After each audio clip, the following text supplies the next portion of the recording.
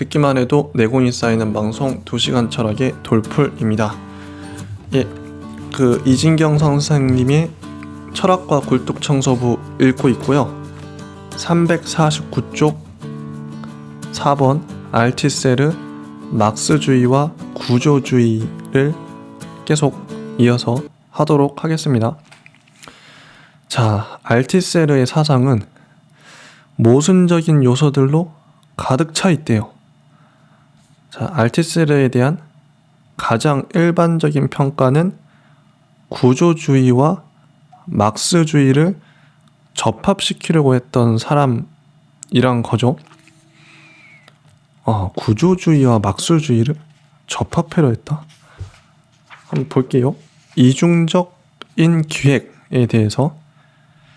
자, 알티세르의 이중적 기획은 하나는 인식론적 기획으로서 과학에 관한 것이고 다른 하나는 역사 이론적 기획으로서 이데올로기론에 관한 것이래요. 350조. 첫째로 알티세르는 막스주의 역사 유물론을 과학으로 정립하고자 합니다. 이는 프롤레타리아 과학과 부르주아 과학이라는 이분법과 연관되어 있대요. 자, 지금부터 역사적인 좀 맥락이 나올 텐데 그냥 이 큰 흐름만 보시면 됩니다. 이해가 잘 선뜻 안 될 수도 있어요. 1940에서 50년대 소련의 문화 전반에 대한 즈다노프의 독재와 과학 전반에 대한 리센코의 독재는 한마디로 부르주아 진영과 프롤레타리아 진영이란 두 개의 진영이 문화나 과학에도 존재한다는 것으로 요약된대요. 아, 그렇구나. 부르주아와 프롤레타리아 이 두 개의 진영, 막스가 주장했던 두 개의 진영이 문화나 과학에도 존재하는구나. 자, 리센코의 주도로 사회적 조건에 따라 생물체 형질은 닮는다는 이론이 소련 생물학계를 지배하자 이는 변증법적 유물론에 따라 구성된 프롤레타리아적 생물학으로 간주되었습니다. 그리고 이들은 지다노프의 권력을 통해, 아니 궁극적으로는 스탈린의 권력을 통해 유전을 주장한 멘데락파를 부르주아 생물학자로 몰아 축출하고 숙청했대요. 야, 이랬었구나. 그러니까 프롤레타리아 생물학을 주장했던 당시의 소련 지배계층이 유전을 주장한 멘데락파를 부르주아 생물학자로 몰아낸 거죠. 숙청한 거죠. 물론 이는 나중에 멘델의 유전학이 확고하게 확립되면서 아주 우스운 코미디로 끝나고 말았지만 이 과정에서 지식인들이 입은 상처는 매우 컸다. 그랬겠죠? 아니, 정치적인 입장 때문에 멘데락파를 부르주아로 몰아서 숙청해? 여기서 알 수 있는 건 부르주아 프롤레타리아트의 양분법으로 난도질당한 과학자들은 막스주의 자체에 대한 신뢰를 상실했다고 해요. 막스가 잘못한 게 아니죠. 막스를 이용해 먹은, 잘못 해석한 사람들이 정치인들이 저지른 잘못, 실수였다. 이런 사정은 소련의 영향력이 미치던 모든 나라의 공산당 주위에서 공통적으로 나타났고 프랑스 역시 마찬가지였다고 합니다. 이런 맥락에서, 이 맥락이 중요하죠. 알티세르는 과학을 두 개의 진영으로 분할하는 리센코주의에 대한 아까 두 개의 프롤레타리아와 부르주아 이렇게 두 개로 분할하는 리센코주의에 대한 비판적 태도를 막스를 위하여의 서문인 오늘에서 극명하게 보여주고 있습니다. 과학은 과학으로서 추구되어야 하며 이 점에선 막스주의의 역사 유물론 역시 마찬가지라고 하죠. 막스주의 이론이 과학이라면 그건 프롤레타리아트의 이해에 걸맞기 때문이 아니라 물리학이나 생물학, 수학 등이 그렇듯이 자신의 고유한 대상을 갖는 여타 과학과 다름없는 과학이어서 그렇다는 겁니다. 뭐 상식적인 말이죠. 과학에 대한 이처럼 강렬한 문제의식은 또 다른 한편에선 아마도 레비스트로스의 역사주의 비판에 영향받은 것입니다. 앞서 말했듯이 역사주의가 객관적이거나 과학적일 수 없다는 레비스트로스의 비판에는 과학을 향한 강한 의지가 담겨 있었지요. 알티세르 역시 이런 의지를 강력하게 피력합니다. 그리고 막스주의에서도 하나의 대세를 이루고 있던 역사주의를 비판합니다.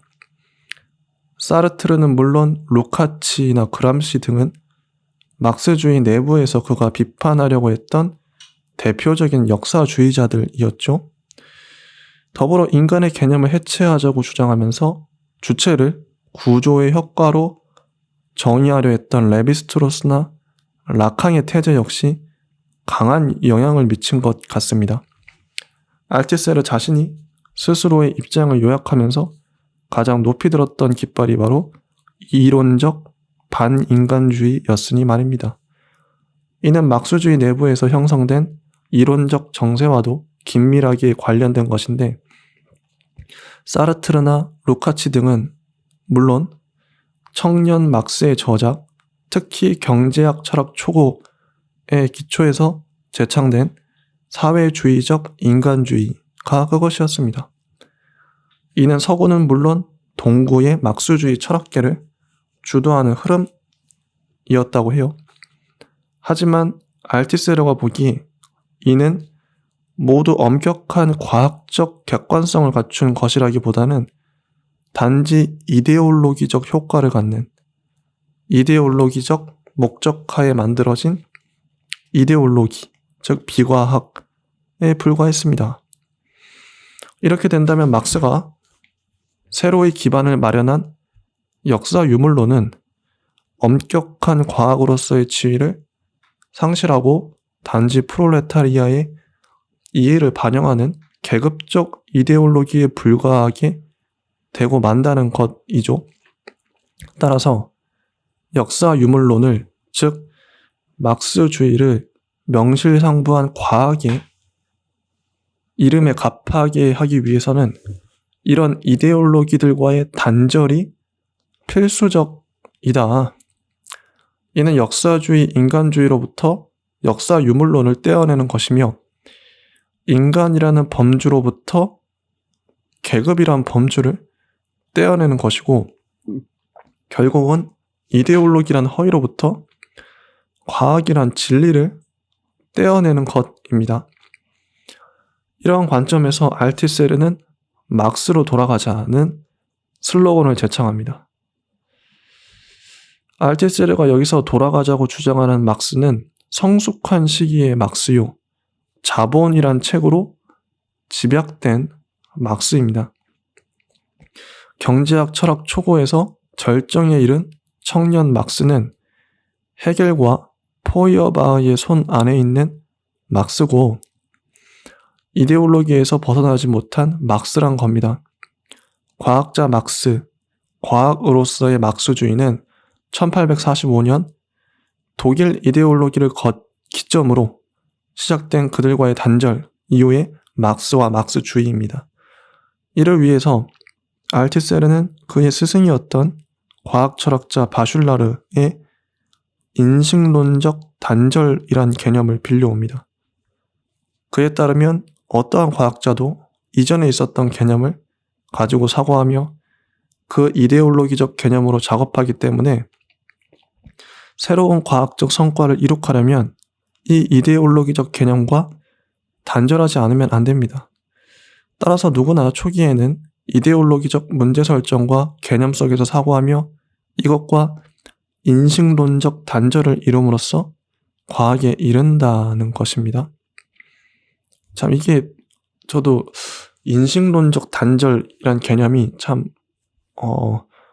좀 고민할 좀 이게 좀 와닿는 개념이더라고요. 만약에 제가 기독교인인데 교회에서 주로 하는 그 단어들 있잖아요. 성경에 나오는 목사님이 주로 사용하는 그 단어들, 그 단어에 갇혀서 살다가 갑자기 불교 절에 갔어요. 그럼 모든 단어가 낯설겠죠. 이전에 교회에서 쓰던 단어를 단절해야 새로운 것들이 보이겠죠. 교회도 계속 자기 안에서 기존에 쓰던 말만 계속 쓰면 새로운 생각, 새로운 철학이 안 나오겠죠. 이처럼 모든 분야에서도 어떤 분야든 내가 기존에 갖고 있던 그런 사고를 벗어나서 사고하기 위해서는 이전 것들을 그 개념들을 단절하는 게 되게 중요할 것 같아요. 단절. 끊어내는 거. 판단, 생각을 중지하는 거.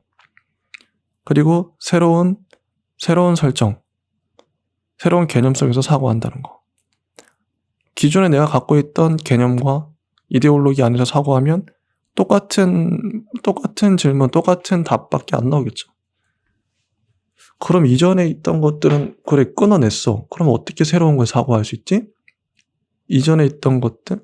그래서 다양성이 되게 중요할 것 같아요.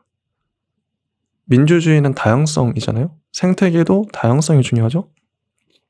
생태계가 건강하게 유지되려면 다양한 종들이 있어야 돼요. 다양한 종들. 그 종의 보전, 종의 멸종을 막는 게 그래서 중요하고, 생태계는 다양성이 중요합니다. 민주주의도 다양성이 중요하죠. 다양한 문화, 음악도 최대한 다양한 장르의 장르가 있어야 되고, 모든 게 그래요. 그림도 한 가지 그림체만 있으면 안 되고 다양한 그림체가 최대한 많이 개발되고, 다양한 식으로 노래하고 다양한 식으로 그리고 모든 예술이 다양성이 제일 중요하죠. 다양성. 모든 문화가. 그것처럼 다양한 걸 경험하면 나의 그 기존에 있던 생각들, 인식론적 단절이라는 게 다양성을 경험하는 방법이지 않을까. 그렇게 생각됩니다. 그리고 계속 읽어볼게요. 이는 막스의 경우에도 그대로 해당된다고 봅니다. 인간 소외란 범주를 토대로 하는 인간학적 문제 설정과 단절에서 인간이란 사회적 관계의 총체라고 선언함으로써 인간이라는 환상적 대상과 단절하여 생산 양식이라는 대상을 정립함으로써 막스의 역사 유물론은 역사 과학이란 신대륙을 발견한 것이라고 합니다. 또한 알티세르는 해겔적인 총체성 개념의 비판이 막스주의의 중요한 성과라고 하네요. 해겔에게 전체, 그 총체는 모순이라고 하는 하나의 본질이 표현된 것인데 표현적 총체성이라고 하네요. 사실 역사과학이 다루는 역사적 사정과 정세는 이처럼 하나의 근본 모순으로 환원될 수 없는 복합성을 갖는다는 것입니다. 예컨대 자본주의에서 나타나는 모든 현상을 자본, 노동 사이의 모순으로 환원하려는 태도를 그는 해겔주의적이라고 봅니다. 러시아 혁명을 예로 들면 자본과 노동의 모순뿐만 아니라 제국주의 나라 간의 모순, 국내 지배 세력과 다양한 피지배 계급들의 모순 등 다수의 모순들이 중층적으로 혁명적 정세를 만들어냈다는 겁니다. 이를 그는 중층적 결정이라고 합니다. 그렇다면 막스주의 이론이 과학이 되도록 해주는 것은 무엇일까요? 여기서 알티세르는 이전에는 유물론과 동일한 것으로 간주되던 반영론으로부터 거리를 둡니다. 반영론이란 알다시피 개념이나 이론은 실제의 반영이요 모사라고 보는 입장인데, 실제 이론이란 짝을 설정하고 경험적인 검증에 의해 이 양자를 일치시킬 수 있다고 주장하는 경험주의, 실증주의와 유사합니다. 그런데 경험주의와 실증주의는 바로 알티셀과 설정해둔 또 하나의 중요한 타격 대상이었습니다. 그에 따르면 예컨대 무의식이나 잉여 가치는 경험적으로 확인할 수 있는 게 아니며 또한 실증주의자들 말대로 검증될 수 있는 것도 아닙니다. 오히려 무의식이 있다는 사실조차 경험하거나 인정하지 못하도록 저항한다고 하죠. 잉여가치나 착취 역시 많이 당한 사람이 잘 알 수 있는 게 아닙니다. 임금이 노동의 대가로 나타나는 자본주의 사회에선 잉여가치나 착취는 경험만으로 결코 인식될 수 없습니다. 이러한 곤란까지 지적하면서 자본주의와 착취의 작동 메커니즘을 밝혀놓은 게 바로 막스의 업적이란 것입니다. 그렇다면 이러한 막스의 이론을 과학으로 정립하는 것은 어떻게 가능할까요? 알티세르는 여기서 필요한 게 바로 막스주의 철학이라고 합니다. 알티세르에게 철학이란 대문자로 쓰는 이론, theory인데 이는 이론에 대한 이론, 이론의 이론입니다. 즉 어떤 이론이 과학인가 아닌가, 내부적으로 올바른가 아닌가를 확인하는 활동이 철학이란 거죠. 이는 철학에 대한 초기 비트겐슈타인의 정의와 거의 유사합니다. 거칠게 말하면 진리의 보증자, 과학의 보증자인 셈이죠. 그럼 철학은 무엇으로 보증해 줄까요?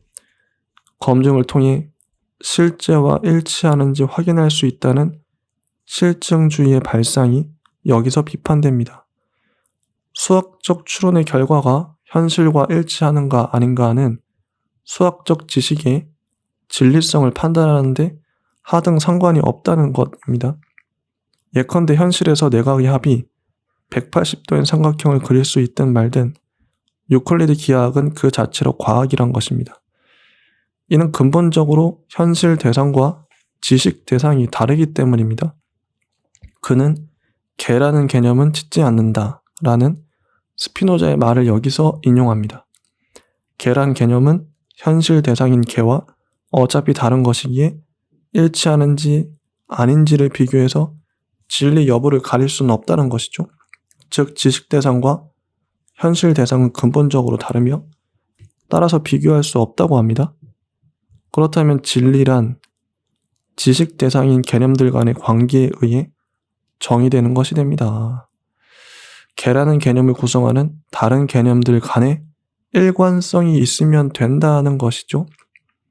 이를 알티세르는 지식 효과라고 합니다. 지식으로 구성하며 지식으로서 작용하는 게 효과란 뜻이죠. 그렇구나. 그렇군요. 진리란 지식 대상인 개념들 간의 관계에 의해 정의된다. 그렇겠죠? 개라는 개념을 구성하는 다른 개념들 간의 일관성만 있으면 된다. 개념 간의 일관성만 있으면 된다. 이게 지식 효과다. 그죠? 그렇겠죠? 예, 그렇습니다. 중층적 결정 이런 거. 자, 그리고 다음 355쪽 둘째로 아까 이제 과학으로서 막소주의를 정립했어요. 이런 과학으로서 막소주의를 정립하려는 기획과 동시에 알티세르는 이데올로기에 대한 새로운 개념적 발전을 기획합니다. 그것은 이데올로기를 대중들의 무의식적 표상 체계로 정의하는 것입니다. 자, 다시 이데올로기를 대중들의 무의식적 표상 체계로 정의한대요. 자, 표상은 리프리젠테이션을 번역한 말인데 알다시피 리프리젠트는 표상하다는 뜻 말고도 재현하다, 대표하다는 뜻을 가지고 있습니다.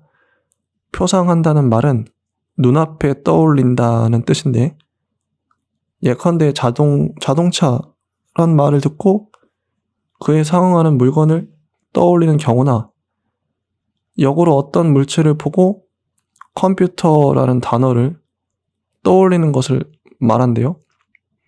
따라서 이는 단어를 통해 사물을 눈앞에 재현하거나 사물을 보고 그에 상응하는 단어를 머릿속에 재현하는 것이죠. 이제 표상은 알겠어. 그럼 표상 체계란 무엇일까요? 예컨대 이 물건을 보고 책이라고 판단함으로써 우리는 이 물건에 대한 조치를 취할 수 있겠죠? 먹을 것, 못 먹을 것이란 개념만으로 판단하는 어린 아기라면 그걸 입으로 가져가겠죠? 또 제가 지금 이렇게 강의하는 것은 여러분에 대해 제가 강사라는 관계에 있다는 것을 떠올리지 않는다면 아마 불가능할 겁니다. 한편 어떤 행동을 하거나 판단을 하는 것은 언제나 특정한 표상과 함께 진행됩니다. 일관된 표상이 없으면 일관된 판단이나 행동을 할 수 없겠죠? 예컨대 제가 지금 이 자리를 연극 무대라고 떠올린다면, 또 잠시 후에 선거 연단이라 생각한다면 제 행동은 어떤 일관성도 동일성도 갖지 못한 채 뒤죽박죽되고 말 것입니다. 이처럼 무언가를 떠올리도록 해주는 개념이나 상상, 판단의 체계를 표상 체계라고 합니다. 그렇군요. 자, 이러한 표상 체계는 개인마다 약간의 편차는 있지만 대개 집단적으로 유사한 구조를 갖고 있습니다. 왜냐하면 주변에 있는 다른 사람들의 판단에 영향을 받아서 만들어지거나 학교, 교회 등 제도적 장치 속에서 만들어지기 때문이죠. 예컨대 식당에서 흑인을 보고 등을 돌리는 남부 미국인이나 십자가를 보면 자세를 가다듬는 기독교도들을 생각해보세요. 남부의 미국인이라면 대개 다 그럴 거고 기독교도라면 대개 다 그럴 거란 걸 알 수 있죠. 또한 이런 표상체계는 무의식적으로 작동합니다. 예컨대 방 청소를 한다고 합시다. 바닥에 있는 책을 보고 이건 책이고 책은 책장에 꽂혀 있어야 하니 이건 책장에 꽂아두자 하진 않을 겁니다. 미시시피 버닝이란 영화에는 어린 꼬마들도 흑인은 하찮고 경멸받아 마땅하다는 태도를 보이는 게 나옵니다. 이건 그 아이들이 사고하고 의식해서 하는 판단이 아니죠. 의식은 이 표상체계 안에서 일어나며 표상이 의식에 선행합니다. 즉 표상체계는 무의식적으로 작동합니다. 자, 표상체계는 무의식적으로 작동한대요. 알테세르는 이데올로기를 대중적인 표상체계라고 이해합니다. 이 이데올로기 속에서 대중은 나는 한국인이야, 나는 대학생이지, 나는 김씨 가문의 아들이지, 따라서 나는 어떻게 해야 해 라고 무의식적으로 판단하고 행동한다는 것이죠. 돈을 받았으니 그만큼 일을 해주는 건 당연해 라는 판단도 그렇습니다. 막스주의에서는 이데올로기를 지배 계급의 이념으로, 따라서 그것은 피지배 계급에겐 허위의식이요 거짓이고 지배 계급이 없어지면 사라질 것으로 봤죠. 또한 그것은 의식적인 것으로서 계급 의식의 일종으로서 파악되었습니다. 그러나 지금 본 것처럼 알티세르는 이것이 무의식적인 것임을 주장하며 또 그것 없이는 이 사회에서 내가 선 자리는 무엇이고 거기서 무엇을 해야 하는지를 알 수 없기 때문에 어느 사회, 심지어 공산주의 사회에서도 이데올로기는 없을 수 없다. 이러한 관점에서 알티세르는 막스주의에 없는 무의식 개념을 프로이트에게서, 아니 좀 더 정확하게는 라캉에게서 끌어옵니다. 라캉 지난 시간 했죠. 그리고 대중적인 표상체계인 이데올로기 속에서 개개인이 어떻게 주체로 만들어져 가는가를 분석합니다. 라칸이 무의식 타자를 통해서 어떻게 개개인이 주체로 되어 가는지를 분석한 것과 마찬가지로 말이죠. 자, 이데올로기 없는 주체는 없으며 이데올로기 없는 실천도 없다는 것입니다. 다시, 이데올로기 없는 주체는 없으며 이데올로기 없는 실천도 없죠. 표상체계로서 이데올로기는 무의식과 마찬가지로 언젠가 사라질 것이 아니라 영원한 것이라고 합니다. 물론 이 이데올로기는 현실에 대한 상상적 체험이기에 현실을 있는 그대로 보여주는 게 아니라 변형시키고 왜곡시켜서 보여줘요. 이래서 알티세르는 현실은 결코 투명하지 않다고 합니다.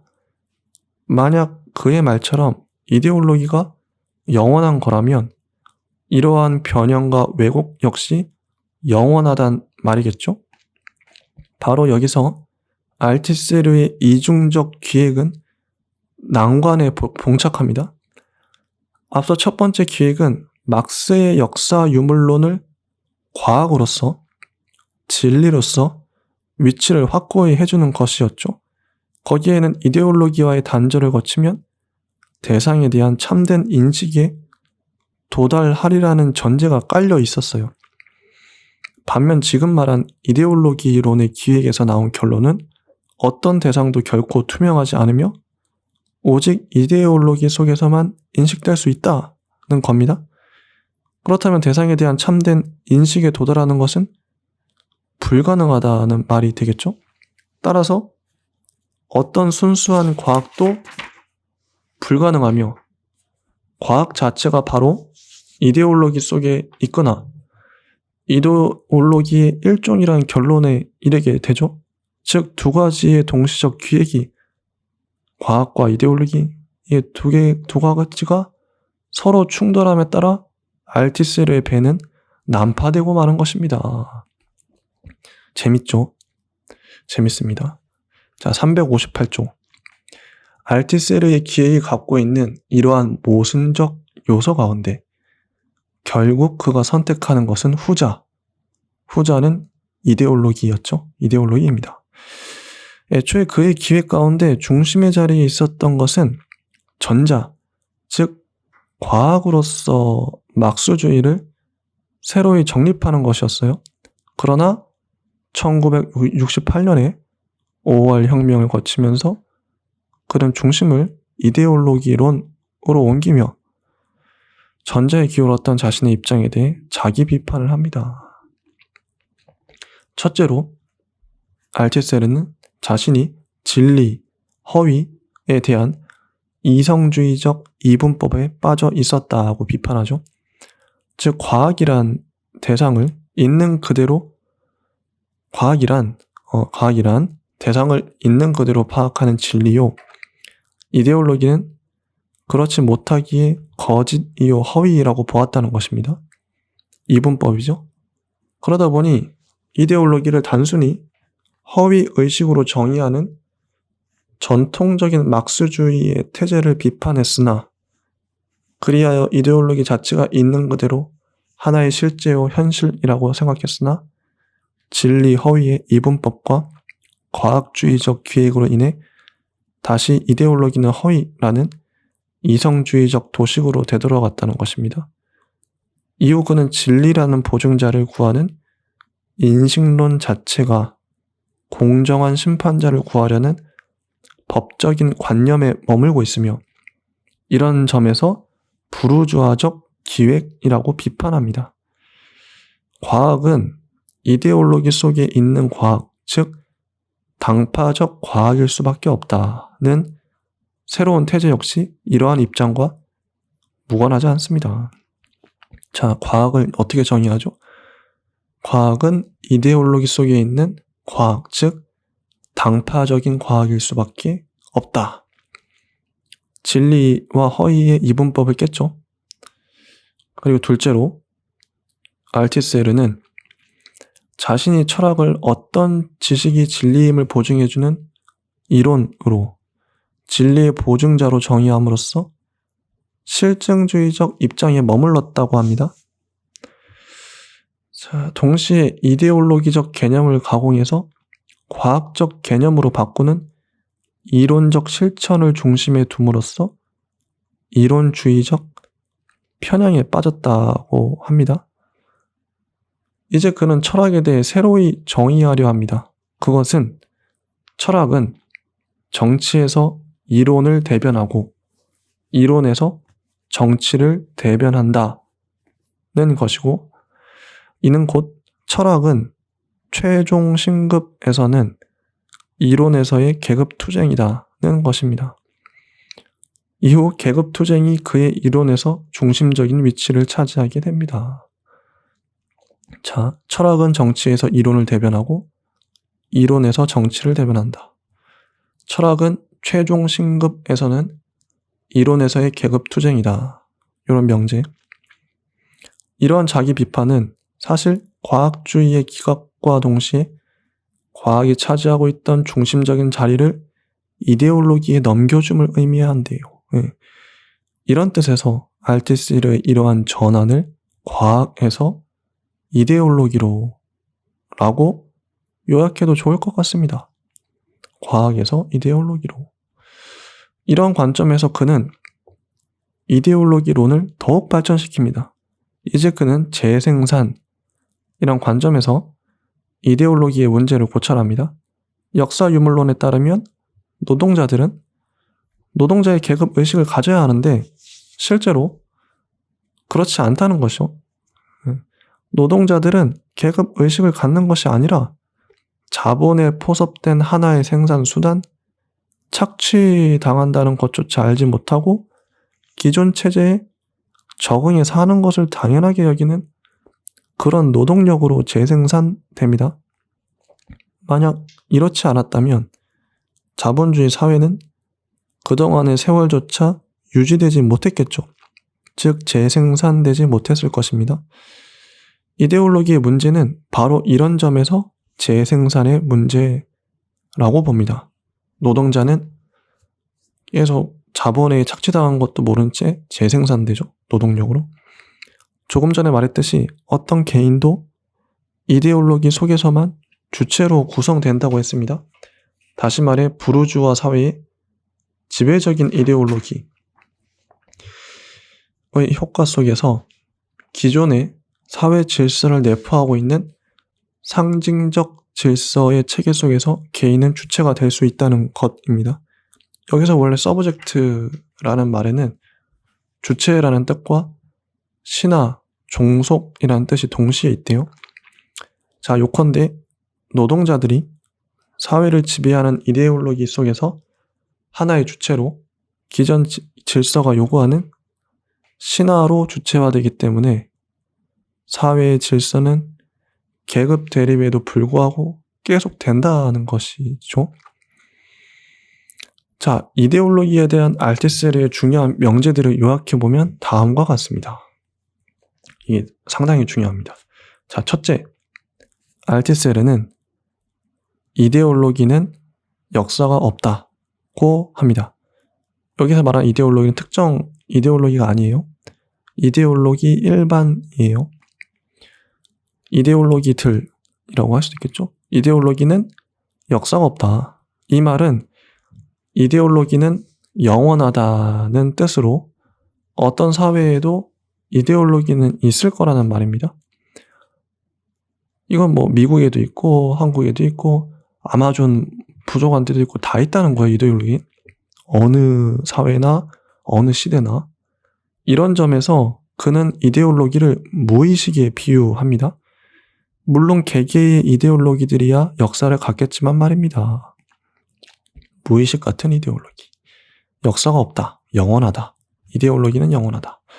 그 다음에 둘째, 이데올로기는 현실적 존재 조건에 대한 상상적 관계의 표상이라고 합니다. 다시, 이데올로기는 현실적 존재 조건에 대한 상상적 관계의 표상.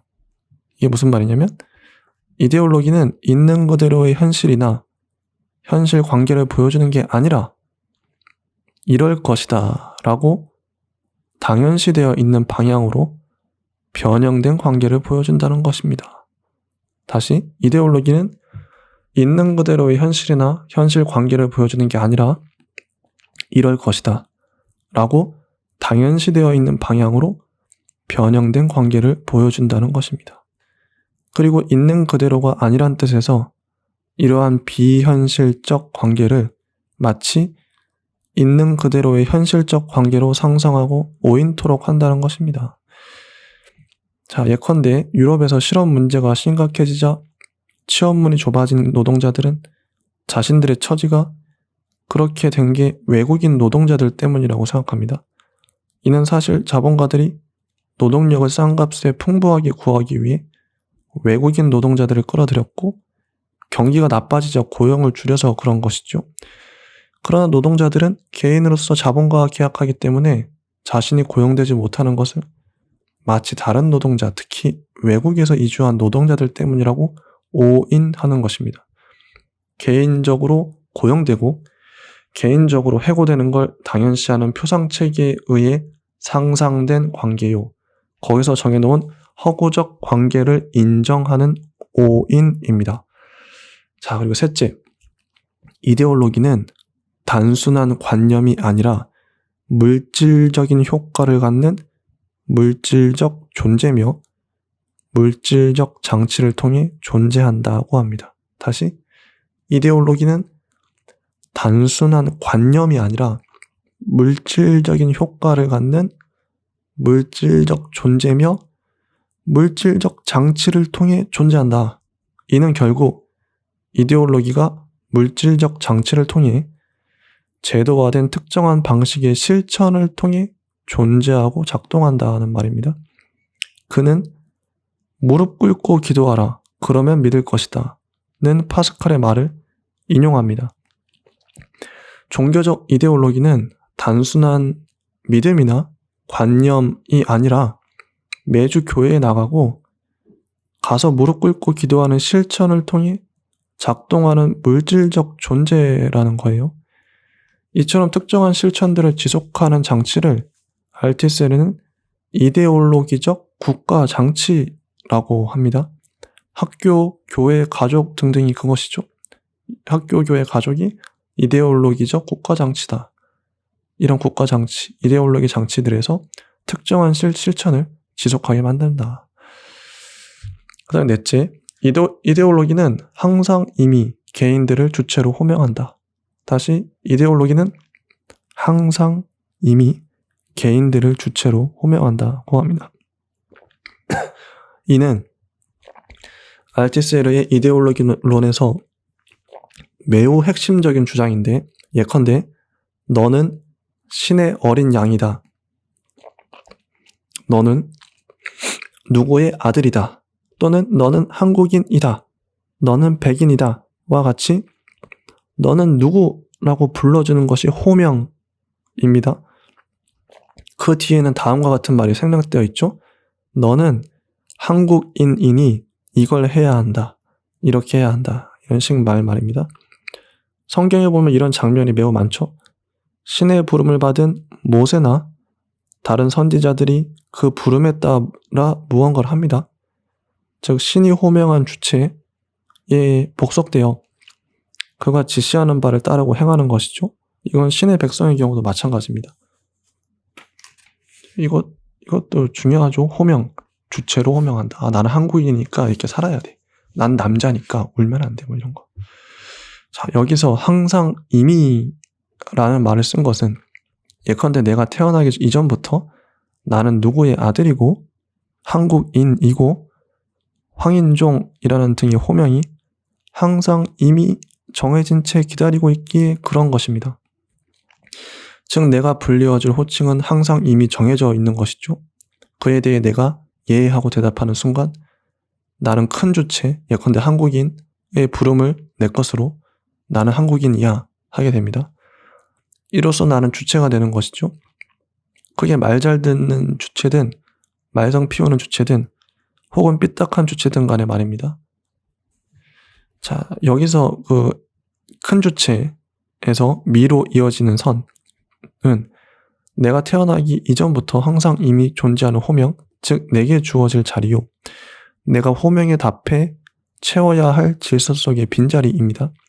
그리고 큰 주체의 호명에 답함으로써 나는 작은 주체, 신하로 되고 그것이 부르는 내 이름, 한국인을 내 안에 옮겨놓게 됩니다. 그게 바로 내 안의 주체지요. 라캉이 말한 S와 마찬가지로 말입니다. 그리고 그 주체의 부름에 답하는 다양한 방법, 형태가 아더입니다. 조국의 부름을 받은 용감한 군인이 되기도 했다가 힘든 생활을 견디지 못해 빠져나가기도 하고 때로는 근면한 근로자가 되지만 종종 힘든 삶에 찌들어 수를 따르는 편한 직업의 유혹에 넘어가기도 하는 것 등이 그것입니다. 이로써 알티세르는 이데올로기에 의해 개인이 항상 이미 주체로 구성되어가는 메커니즘을 설명하고 있습니다. 즉 항상 이미 호명된 주체로 개개인이 주체화되어가는 메커니즘을 보여주고 있는 것이죠. 우리는 이 메커니즘 자체가 타자에 의해 개개인이 주체로 되어가는 라캉의 메커니즘과 거의 유사하다는 걸 알 수 있습니다. 그리고 363초 알티세르 철학의 모순들입니다. 알티세르의 이데올로기론에 대한 가장 일반적인 비판은 기능주의적이라는 것입니다. 즉 그의 이론은 기존의 지배적인 사회가 개개인을 호명함으로써 항상 이미 존재하는 기존 질서 속에 포섭하고 거기서 요구되는 역할을 자신의 일로 인정, 오인하고 수행한다는 결과를 갖고 있기 때문입니다. 그렇다면 이데올로기란 개념은 기존의 지배적 질서가 어떻게 유지되고 기능하는가 하는 메커니즘만을 보여줄 수 있을 뿐이며 이 질서의 변화와 전복이 어떻게 가능한지를 전혀 설명할 수 없다는 비판인 것입니다. 그죠? 메커니즘은 보여주지만 이 질서의 변화와 전복이 어떻게 가능한가? 설명할 수 없다. 지금까지 얘기한 것만으로는 이러한 비판을 반박하기 어려워 보입니다. 이는 아마도 이데올로기를 재생산이란 관점에서 정의하고 개념화하려는 문제 설정에서 근본적으로 연유하는 것 같습니다. 즉 이데올로기가 어떤 식으로 기존 질서를 재생산하며 그 속에서 개인들을 주체로서 재생산하는가를 설명해야 할 위치에 있기 때문입니다. 알티세르가 이런 비판에 대응하기 위해 제시하는 개념이 바로 계급투쟁입니다.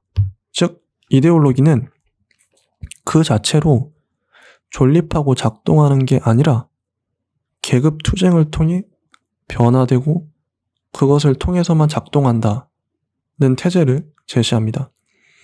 지배계급의 이데올로기는 그 자체가 대중에 대한 계급투쟁이며 대중의 투쟁을 포섭하여 수용 가능한 것으로 전환시킨다는 것입니다. 대중들이 가진 이데올로기 역시 계급투쟁을 통해 가변화된다는 것이죠. 그러나 이는 또 다른 난점을 야기하게 됩니다. 알티세르의 이데올로기론에 따르면 이데올로기 없이는 어떠한 실천도 불가능합니다. 그건 표상책이 없는 판단, 무의식 없는 의식이 불가능한 것과 마찬가지죠. 그렇다면 이데올로기 없이는 어떠한 계급투쟁도 불가능한 것이 됩니다. 계급투쟁은 이데올로기 외부에 있지 않으며 이데올로기에 의해 작동되고 설명되어야 하는 것이죠. 그런데 새로 추구한 태제는 이 계급투쟁이 이데올로기의 성립과 변화를 설명한다는 것이었죠. 그러면 이데올로기는 계급투쟁에 의해 그리고 계급투쟁은 이데올로기에 의해 설명되어야 한다는 악순환에 빠지고 맙니다. 이는 이데올로기의 외부는 없으며 이데올로기 없는 실천은 없다는 락항적인 이데올로기 개념으로선 결코 잘라낼 수 없는 태제와 계급투쟁을 중심에 두는 막수주의 태제가 서로 근본적인 모순에 처해 있다는 것을 보여주는 것이라고 하겠습니다. 락항의 그 태제와 막스의 태제가 근본적 모순에 있다. 이데올로기와 계급투쟁이 참 딜레마죠. 딜레마인데 어떤 지식이나 관념들을 하나의 현실적 실제로 간주하고 그 효과를 사고하는 이론적 지평을 알티셀은 열었다. 막소주의를 과학으로서 추구하려는 태도 자체를 포기하지는 않았고 그 결과 당파적 과학이라는 역설적 정의를 도입하게 되었지만 말입니다. 이러한 알티셀의 시도는 이데올로기 개념을 통해 근대적 문제 설정의 한계를 넘어서려는 노력으로 요약할 수도 있겠습니다. 하지만 이런 시도는 재생산을 넘어 항상 이미 존재하는 체계의 전복을 사고하기 곤란하다는 난점에 부닥칩니다. 그리고 보다시피 이 난점을 계급투쟁이란 개념을 통해 극복하려고 합니다. 마치 막스가 실천이란 개념을 통해 근대적 문제 설정을 넘어서려 하듯이 말입니다. 네, 이 정도? 이게 이제 알티세르를 다 읽었고요. 거의 다 읽었네요. 오늘 3시간 연달아 녹화하려니까 아이고 힘드네요. 알티세르도 재밌습니다. 오늘 이제 락항도 하고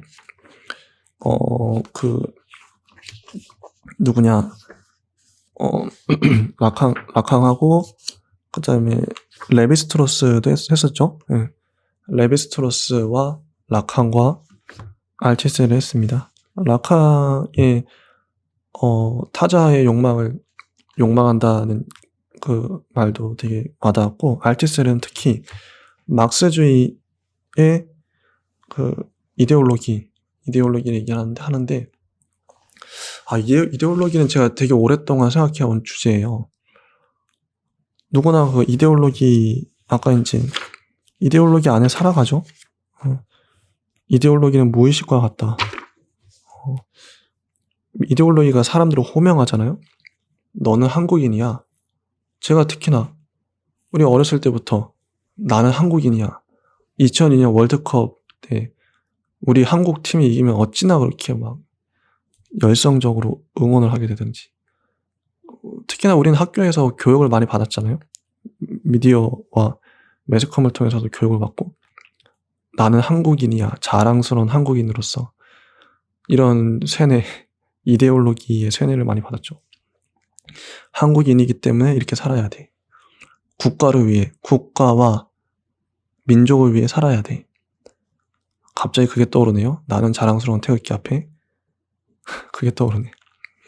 국가와 민족을 위해 살아야 돼. 요즘 그런 사람이 몇 명이나 있을까요?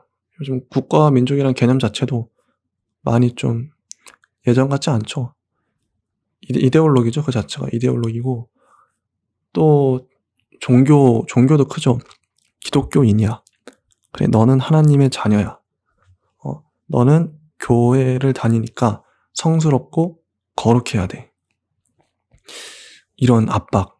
이게 근데 그 자체로는 좋은 말인데, 성스럽고 거룩해야 되고 하나님 앞에서 살아가야 되니까 나의 욕망들이 이렇게 막 누르는 거죠. 욕망을 누르고 결핍이 생기죠. 그 욕망이, 그래서 기독교인들은 오히려 욕망을 더 이렇게 드러내놓지 못하니까 더 뭐랄까 왜곡되고 좀 변태 같은 기독교인들이 많이 생산될 수밖에 없다. 그 생각을 해요. 이데올로기의 이게 폐해죠, 폐해. 그렇게 욕망을 억눌러 놓으니 사람이 제대로 살 수 있겠습니까? 자기 욕망대로 살아야지. 참, 그게 참 어렵죠. 그런 거. 이데올로기 생각이 많이 드네요. 호명하는 거. 이런 이데올로기 안에 우리가 살아가는데 이 이데올로기는 알겠어. 그럼 이걸 어떻게 극복하지? 이게 과제죠, 과제. 근데 알티세르는 이데올로기를 계급 투쟁을 통해서 변화할 수 있고 극복할 수 있다. 이렇게 얘기하는 것 같은데, 계급 투쟁은 그럼 어떻게 하냐? 참, 그것도 궁금합니다. 알티세르의 저작을 읽어봐야 알겠죠? 자, 그리고 이 정도로 오늘은 마치고요. 다음 주에는 드디어 미셸 푸코와 들레즈와 가타리가 나옵니다. 이제 이게 절정이에요, 절정. 다음 주 아마 엄청 재밌을 겁니다. 그리고 마지막으로 결론과 보론 부분이 나와요. 여기서 이제 이진경 선생님이 궁극에 도달한 이 책을 통해서 궁극적으로 근대 철학을 넘어서고 자신이 이제 이 철학자들을 통해서 깨달은 지점들을 얘기하시겠죠. 다음 주가 정말 포인트라고 생각해요. 알짜배기일 겁니다. 예, 지금까지 돌풀이였습니다. 감사합니다.